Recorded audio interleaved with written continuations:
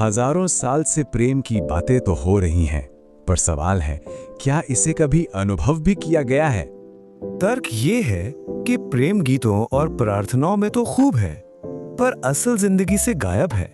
ओशो कहते हैं, हमारी संस्कृति एक बीज है जिसका फल निकला है एक कड़वा, नफरत से भरा इंसान। और दोष हमेशा इंसान पर मढ़ दिया जाता है, उस संस्कृति पर सवाल नहीं उठाया जाता है। ये बिल्कुल उस पंखे वाले की कहानी जैसा है, दोष पंखे का नहीं, चलाने वाले का बता दिया। तो आखिर वो कौन सी दो बड़ी बाधाएं हैं जो प्रेम के रास्ते में खड़ी हैं?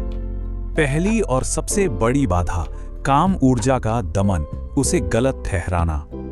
इस ऊर्जा को पाप नहीं बल्कि जीवन का वो कच्चा स्रोत माना गया है जिससे प्रेम का जन्म होता है।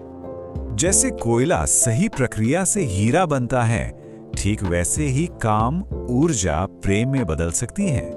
लेकिन जब कोयले को ही पाप कह दिया जाए तो फिर हीरा बनेगा कैसे?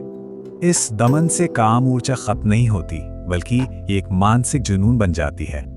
और दूसरी बड़ी दीवार है अहंकार की, यानी मैं का भाव। ये जो मैं है, यही वो दीवार है जो कहती है मैं हूं और दूसरा दूसरा। अहंकार दीवारें खड़ी करता है, तो प्रेम उन्हीं दीवारों को गिराकर एक हो जाना है। मगर सच तो ये है कि अहंकार सिर्फ एक भ्रम है। अंदर झांकने पर मिलता है सिर्फ शून्य, और इसी शून्य से, इसी खालीपन से ही असल प्रेम पैदा होता है। तो सवाल ये है कि अगर ये दोनों दीवारें गिर जाएं, तो प्रेम असल में दिखता कैसा है? इसे एक प्यार करने वाले पेड़ की कहानी से समझते हैं, जो एक लड़के को अपना सब कुछ दे देता है। पेड़ को हमेशा देने में खुशी मिली, और यही प्रेम और अहंकार में सबसे बुनियादी फर्क है। पेड़ का सुख बस देने में था, बिना कुछ वापस मांगे।